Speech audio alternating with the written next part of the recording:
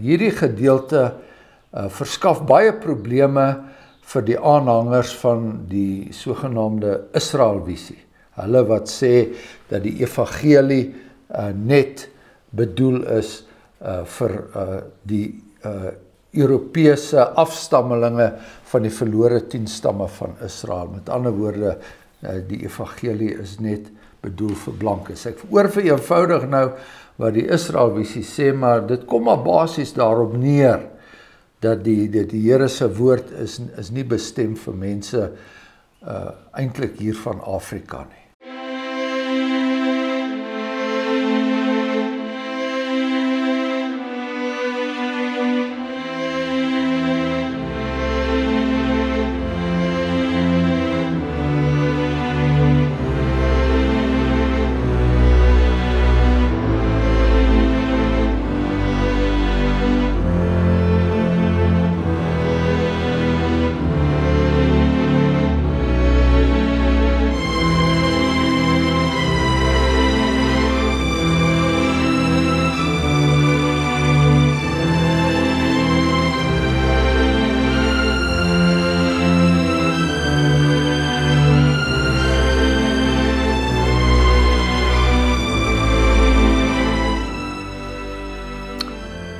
Hemelse Vader, ons kom met U toe, na U toe met al ons gebreke en ons swakhede, U wat die fontein is van alleroorvloedigste goed, U wat die bron is van die lewe self.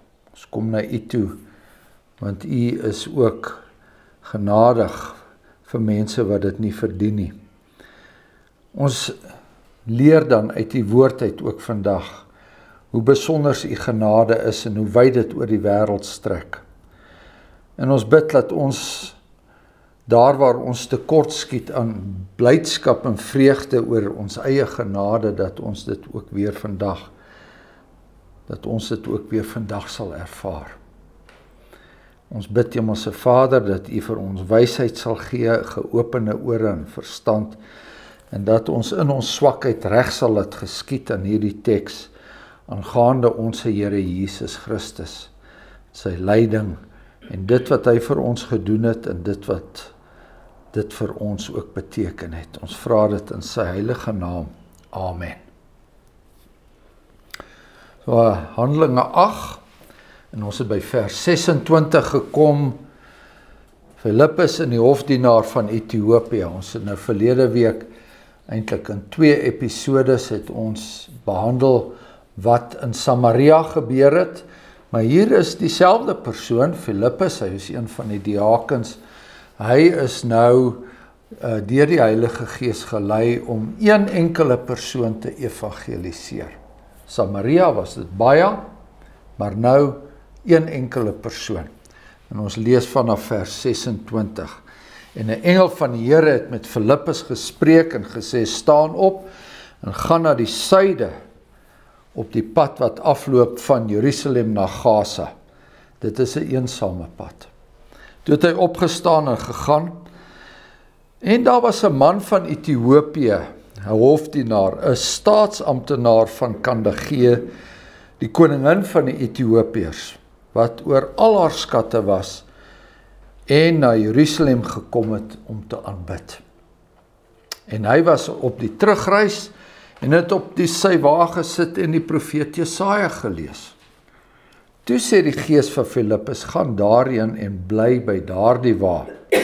En Filippus het daarheen gehardloop en hom die profeet Jesaja hoor lees, en hy sê, verstaan u wel wat u lees? En hy antwoord, hoe kan ek tog, as niemand my die weg wys nie? Toe vra hy Filippus om op te klim en by hom te kom sit. En die gedeelte van die skrif wat hy besig was om te lees was dit, soos 'n skaap is hy gelei om geslag te word, en soos 'n lam wat stom is voor die een wat hom skeer, so maak hy sy mond nie oop nie. In sy vernedering is sy oordeel weggeneem, en wie sal sy geslag beskrywe? Want sy lewe word van die aarde weggeneem. En die hofdienaar antwoord en sê vir Filippus, ek bid u, van wie sê die profeet dit, van homself of van iemand anders? En Filippus het sy mond geopen en van hierdie skrif af begin en die evangelie van Jesus aan hom verkondig. En terwyl hulle voortreis op die pad, kom hulle by water. En die hofdienaar sê vir hom, daar is water, wat verhinder my om gedoop te word? Toe sê Filippus, as u glo met die hele hart, is dit geoorloof. En hy antwoord en sê, ek glo dat Jesus Christus die Seun van God is. En hy het beveel dat die wa moes stilhou en hulle het albei in die water afgeklim, Filippus en die hofdienaar, en hy het hom gedoop.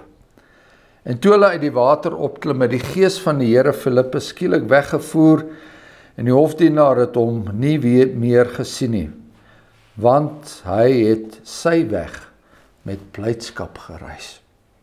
Maar Filippus is in Asdod gevind en hy het die land deurgegaan en die evangelie verkondig in al die stede totdat hy in Caesarea gekom het.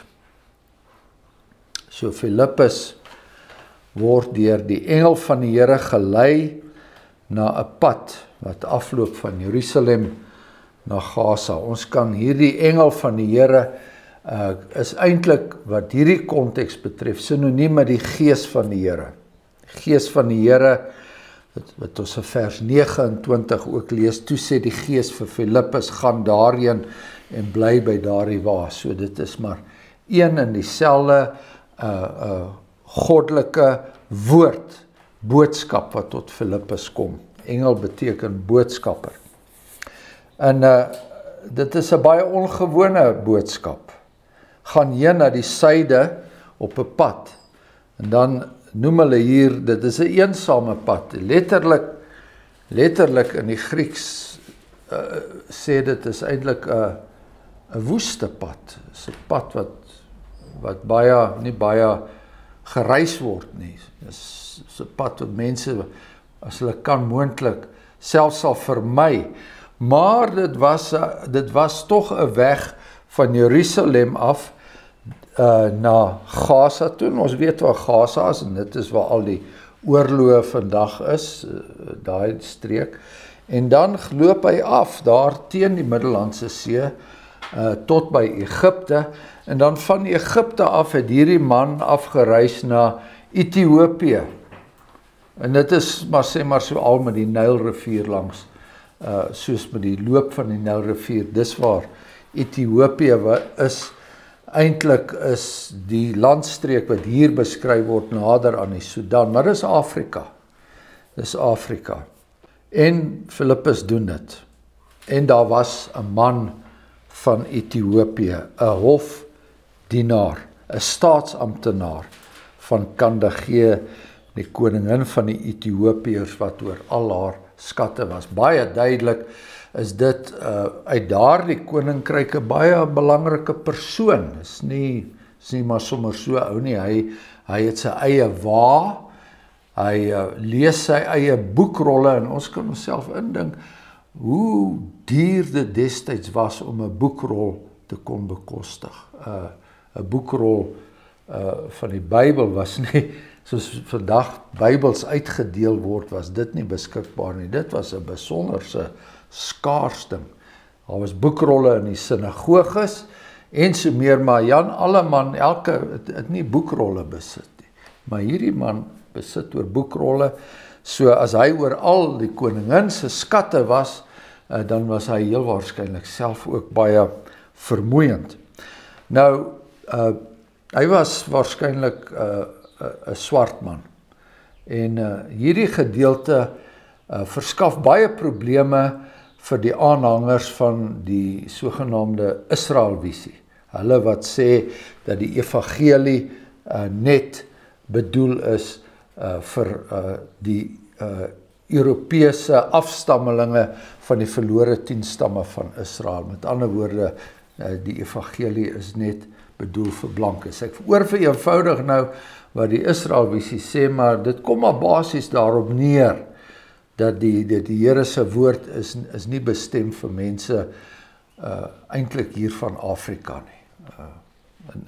Maar hierdie gedeelte weerspreek dit. So, hy is 'n hofdienaar, so die Griekse woord is eunuch, en dit is eintlik 'n ontmande persoon, want dit was die gebruik destyds in die koninklike howe. Ons vermoed dat dit het selfs Daniël ook oorgekom, dat wanneer daar jongmans, hofdienaars of wie ook al in die koninklike hof gebruik, dan word hulle gekastreer, hulle word ontman. En daarmee word daar gesorg dat daar geen probleme is nie. Met ander woorde, die koning se bywywe is veilig en wat ook al, daar is nie allerhande sulke intriges wat dan daar plaasvind nie. Maar so 'n persoon, sê nou maar dit was Daniël, want soos ek sê, dit is maar bespiegeling. Sê nou maar, so 'n persoon kan ook baie groot 'n posisie verwerf binne daai konteks. So, nou wat soek hy in Jerusalem? Daar is geen menslike aantrekkingskrag wat hierdie persoon, wat so welaf is, wat soveel besit, wat hom sou gekry het, om sommer uit sy eie uit Jerusalem toe gaan nie. Jerusalem was vir die Jode en vir die volk Israel gewees, en hier is hy 'n swart man uit Afrika uit, en wat soek hy in Jerusalem?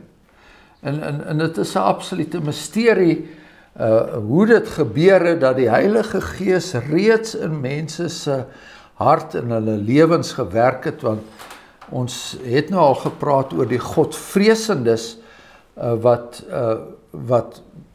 ook in die omgewing van die Middellandse See gebly het, en so meer, nie Jode nie, maar hulle het self verbonde gevoel aan die God van Israel, en omdat hulle nie echt Joods was nie, het hulle, wanneer hulle 'n pelgrimsreis na Jerusalem onderneem, dan kon hulle in die voorhof van die tempel inkom, wat ook in die Bybel bekend staan as die voorhof van die heidene. Met ander woorde, daar is 'n sekere gebied waar die nie-Israeliete kon ingaan, en hulle kon daar aanbid, en ons lees in 1 Konings 8, waar met die inwyding van die eerste tempel wat koning Salomo gebid, dat Here, as daar mense na hierdie tempel toe kom, wat nie van ons volk is nie, maar hulle kom uit die heidendom uit, en hulle kom om die enige ware God te aanbid, verhoor hulle bede. Dis Salomo se gebed. Dis so ver terug hierdie missiologiese gedagte alreeds gaan, dat die genade gaan nie net beperk bly tot die volk Israel nie. Dit gaan meer word, en dis mos waarmee ons nou besig is hier in die boek Handelinge, en ons gaan meer van hierdie tipe van ding teekom vorentoe. So hy was 'n proseliet of 'n godvreesende, maar hy het homself verbind aan die Joodse godsdienst, alhoewel hy as 'n ontmande en 'n nie-Jood nie in die heilige deel van die tempel kon inkom nie. En dit vervul ook in 'n sekere sin 'n profesie van Psalm 68 vers 32. Edeles, dis Psalm 68. Edeles sal uit Egipte kom, Kus sal haastig sy hande uitsteek na God. Nou daai plek waar hy vandaan kom staan bekend as Kus. Kus sal sy hande uitsteek na God. O koninkryke van die aarde, sing tot eer van die Here, Psalm sing tot eer van God. Dit is Psalm 68 profeteer dat hierdie genade boodskap tot by Kus sal uitkom, en edeles sal kom.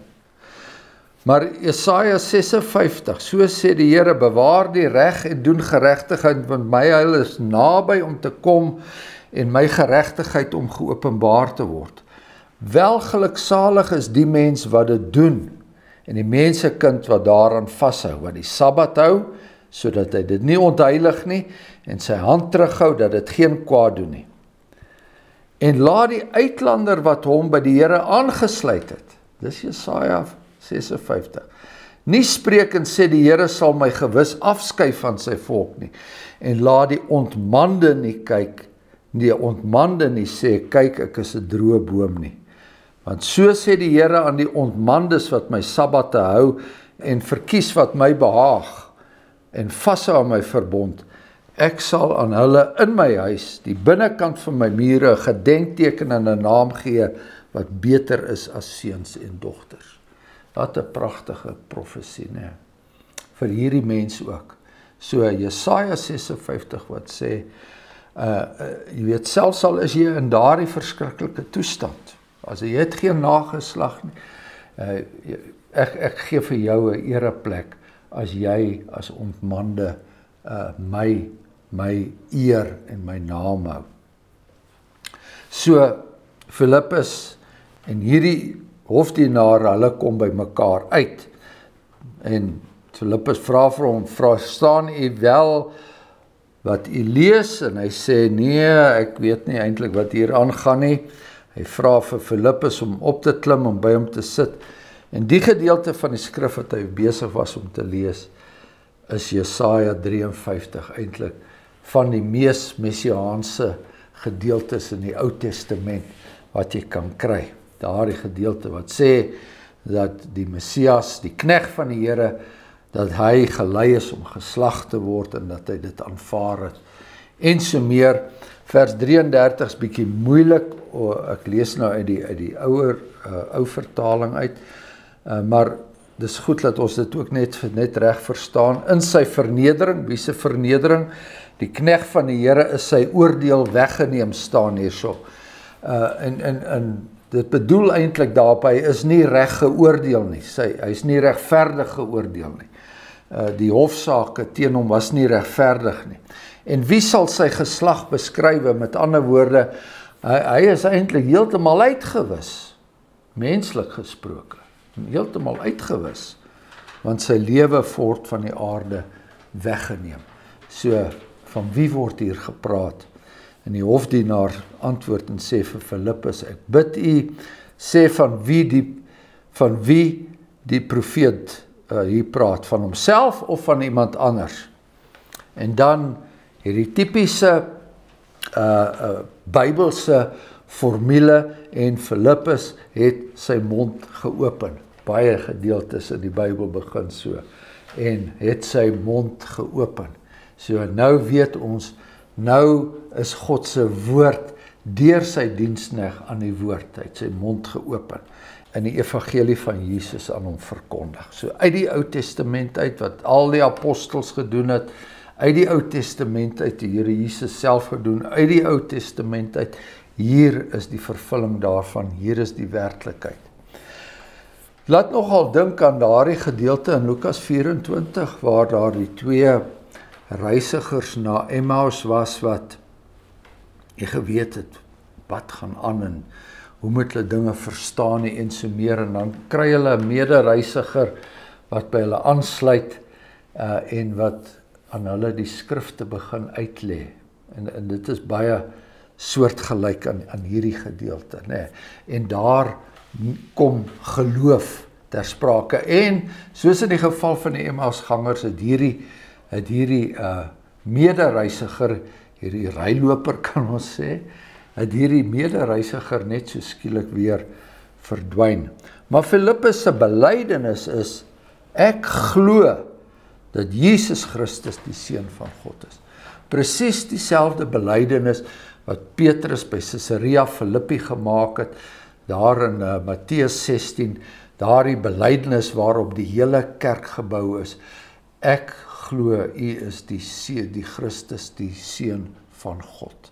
En toe sê die Here Jesus, salig is jy Simon Barjona, want vlees en bloed het dit nie aan jou geopenbaar nie. En net so hier ook sien ons dat daar nie vlees en bloed in hierdie hofdienaar se lewe werksaam is nie. Dit kom van die Here af, kom van die Heilige Gees af. So goed, toe word hy gedoop. Nou, die feit dat daar water was ook 'n bestuuring, want daar's nie water nie. En nou, hier is weer 'n geval waar die charismate sê, ja, jy weet, jy kan net eers gedoop word as jy tot geloof gekom het en so meer. Maar weer eens, ek het ook baie mense al gedoop in my lewe. Ons het 'n formulier daarvoor agter in ons psalmboek, die doop van volwassenes, nadat hulle belydenis van geloof afgelê het. Hulle is nooit gekatkiseer nie. En hulle het tot geloof gekom en hulle het in die kerk belydenis van geloof afgelê en dan doop ons hulle. Maar dit is nie noodwendig om te sê dat 'n mens daardeur nie ook kinders kan doop nie. So, hulle klim uit die water uit op en die gees van die Here het Filippus skielik weggevoer. En die hofdienaar het hom nie weer gesien nie. Want hy het sy weg met blydskap voortgesit. Hy het sy weg met blydskap gereis. Dit wat in Samaria gebeur het, in Handelinge 8 vers 8 het ons gelees, toe daardie mense die evangelie ontvang het, wat is die reaksie? En ons het daaroor gepraat, blydskap. So, wanneer iemand die evangelie werklik verstaan, en soos in hierdie individu se geval, en hier het ons 'n pragtige illustrasie dat ook individue vir die Here belangrik is. Jy weet, dit is nie net die groot getalle of die groot, dit maak nie saak nie. Jy klim op 'n vliegtuig en jy sit langs iemand en voor jy jou kom kry is jy in 'n baie diep gesprek oor die Here en jy's oor die Bybel. En jy kom agter, as jy daarvan daai plek afklim, hierdie persoon wat jy op hierdie manier raak geloop het, dit was al die tyd so beskik. En ek weet, ek het baie sulke situasies al in my eie lewe beleef, dat mense net oor my pad gekom het. Ek terwille van hulle en ook in die verlede ander terwille van my. En dan weet jy, die Here dit so beskik. En wat is die gevolg hiervan? Is blydskap. Is blydskap wat jy nie kan verstaan nie, wat jy nie kan verklaar nie. En Filippus het hierdie geleentheid gehad. Hy het blydskap gehad, maar die hofdienaar sekerlik, soos dit hier staan, nog meer blydskap. En dan neem ons nou afskeid van Filippus, behalwe dat ons weer van hom lees in Handelinge 21. Ek hoop die Here spaar ons dat ons nog daarby uitkom in die tyd wat ek hier is. In Handelinge 21 lees ons dat hy toe sy intrek en sy verblyf in Caesarea gemaak het. Nou Caesarea is eintlik daar op die kus van die land van die Samaritane. En nou ja, as ons later daarby inkom, sal ons meer praat oor Caesarea en jy weet presies wat daar aangegaan het. Ek dink ons het alles behandel. Is daar enige vrae? Jy sê meer oor die gees wat Filippus, van die Here wat Filippus skielik weggevoer het? Ja, weer eens het ons geen bepaling hier oor hoe dit gebeur het, dat die gees van die Here Filippus skielik weggevoer het nie. Hy was net nie meer op die waar nie. Nou, of hy gesê het, stop, ek wil afklim, of wat ook al, ek weet nie. Die word nie vir ons sê. Die belangrike ding is, hoekom het sê, dis die gees van die Here, is dat hierdie gebeurtenis van begin tot einde deur die Here se gees gelei was. So, ek weet nie, Filippus het dit nie verklaar nie, en toe hy dit later aan Lukas oorvertel het, is dit wat hy gesê, die Here het my so gelei, en 'n engel het my so gelei, en dit is maar wat gebeur het. En Astot, wat was die omstandighede in Astot op daardie stadium? Ja, is maar een van die Samaritaanse stede daar teen die kus. Dis 'n ou Filistynse stad. Ja. Het jy nog vrae? Ek sal ander nou Die Ethiopië, kan men sê dat by die begin, of was die Koptiese kerk, is dit die Koptiese kerk, was dit al reeds in die gang daar? Goed, ek kon daaroor iets ook gesê het. So, dankie. Ja, so, as ons vandag kyk na die verspreiding van die Christendom oor die wêreld, kry ons baie verskillende kerke. Sommige groter as ander, en ek praat nou van die groot strominge. Jy weet, ons het die Rooms-Katolieke kerk, ons het die protestantse stroming, wat jy nou weer kry, die wederdopers en die reformatoriese protestante. Maar dan het jy die Russiese ortodokse kerk, wat 'n geweldige groot kerk is. Nou, omdat daar probleme is met die Russiese ortodokse kerk, die Oekraïners het nou 'n tipiese Russiese ortodokse kerk, maar hulle noem dit die Oekraïniese ortodokse kerk, maar is eintlik maar dieselfde ding. Die Griekse ortodokse kerk, wat ook weer verwant is aan die Russiese ortodokse kerk, maar hier in Egipte en in daardie deel van Afrika kry jy die Koptiese Christene,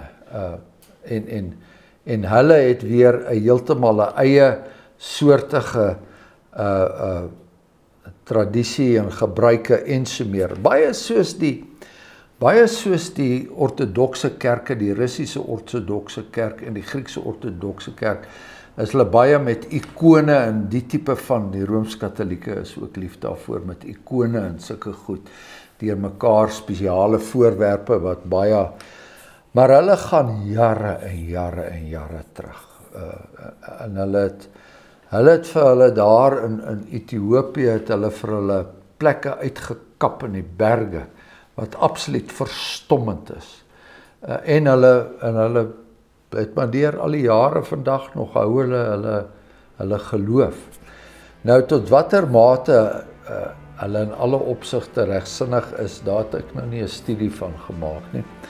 Maar daar is mense wat beweer dat hierdie Ethiopiër is dan die begin van die Koptiese kerk in Ethiopië. Ons is nie seker.